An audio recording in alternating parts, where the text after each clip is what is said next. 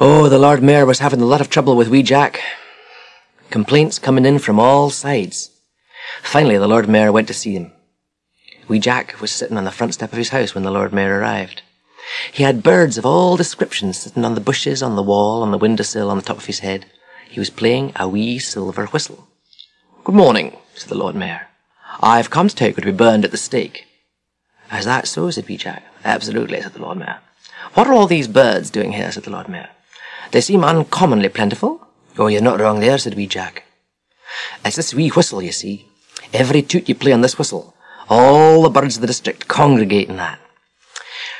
Awfully bonny, aren't they?" "I say," said the Lord Mayor, "what sort of price would you take for such a whistle?" "Oh, £20 or £30, said wee Jack. "I'd offer you with that," said the Lord Mayor. "Aye, well and good," said wee Jack. "And would you mind not burning me at the stake?" So it was agreed. Wee Jack sold the Lord Mayor the whistle, and away went the Lord Mayor, pleased as punch. When he got home, he invited all the town gentry to a big party. Every one of them a bird fancier, do you see?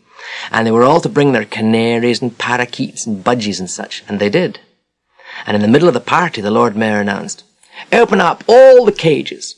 It's a marvellous trick I want to show you. It's super." So they opened all the cages, all the birds flew out, the Mayor played the toot and the whistle, and the birds, ignoring him completely, continued flying away in all directions, most of them never seen again. Oh, the town cats had a bumper week. The Lord Mayor was furious.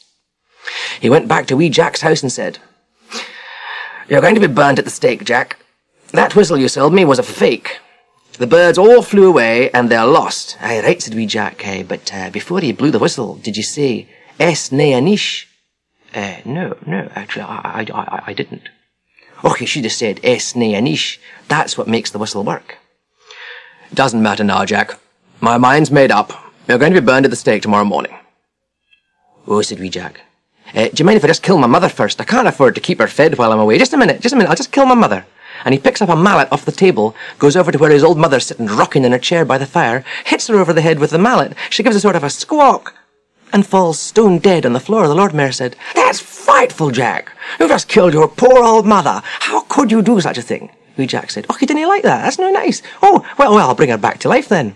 And he picks up a little horn. The mother wakes up as well as ever, starts doing a jig, you know. The Lord Mayor said, "That's fantastic. Extraordinary. Quite good. What would you want for a horn like that?" "Oh, £20 or £30, said wee Jack. And would you mind not burning me at the stake?" So it was agreed. Wee Jack sold the Lord Mayor the magic horn. Off went the Lord Mayor, pleased as punch. Now that night, the Lord Mayor arranged a lavish party at his house, and at the height of the proceedings, he was holding forth at the high table with his wife beside him.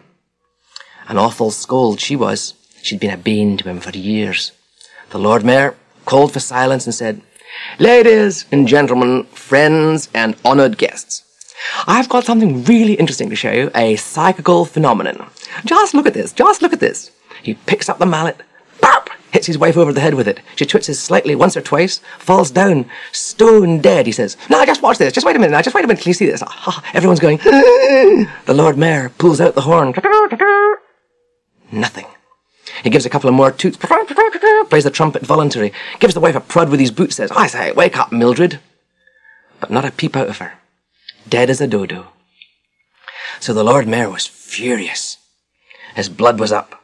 He was all set to do away with wee Jack for once and for all, and he went back to wee Jack's house and he said to wee Jack, "I say, Jack, it's the stake for you this time and no mistake." "That's right," said wee Jack. "But did you say 'and will to attract' before you sounded the horn?" "Oh, no. Actually, I didn't." "Oh, you should have said 'and will to attract.' That's what makes it work." "I don't have time for all this now," said the Lord Mayor. "Your doom is sealed, Jack." And he picks up wee Jack and starts rolling him up in a sort of leather bag he's got. But while the Lord Mayor is bundling wee Jack up in the bag, wee Jack pipes up, "Before you take me away, do you mind if I just say goodbye to my brother in Australia?" "Don't be ridiculous," said the Lord Mayor. "Of course you can't say goodbye to your brother in Australia. You don't think I'm going to be hoodwinked or delayed any further." Wee Jack says, "Oh, no," he says, "no trouble at all," he says. "It'll not take a minute," he says. "Just look at this," he says. And he gets out a wee rabbit and a wee stick, and he taps the rabbit with a stick. And at once the rabbit scampered out the door, and a second later it came back with a man hanging onto its tail. "Hello, Jack," says the man. "Hello, Eddie," says Wee Jack. "How have you been keeping in Australia?" He says. "Oh, not bad, Jack," he says. "Nice to see you again, Jack," he says. "How are you getting on yourself?" he says. "Oh, no bad," says Wee Jack. "I'm getting burned at the stake tomorrow." "Is that right?" says Eddie. "Oh, I'd stay and see that, but I have to get back for the shearing. I'll see you in the next world." So Eddie catches hold of the rabbit's tail and away he goes back to Australia. Well, the Lord Mayor was very impressed. The Lord Mayor said, "I want that bunny and stick, but I'll take you as well, you rascal, you." And he rolls up Jack in the leather bag, and off he goes with a stick under his arm and the rabbit inside his hat. The following morning, a huge fire was built in the main square. At the stroke of noon, the Lord Mayor came out with the leather bag, and he hurled it into the flames. After a second or two, an arm appeared, struggling out of the bag, and on the hand of that arm was a big diamond ring. "I recognize that ring," said the Lord Mayor. "Oh, God, it's the wife, revived. Get her out of the fire at once, she'll be furious." They pulled the bag out of the flames and opened it up. But it wasn't the wife. It was Wee Jack, and he leapt out, grabbed the rabbit, said, "Angul Anish," tapped it with a stick and vanished. Well, he's in Australia now. I had a postcard from him last Thursday with a picture of the Sydney Opera House, a koala bear, and a man with corks in his hat, drinking lager.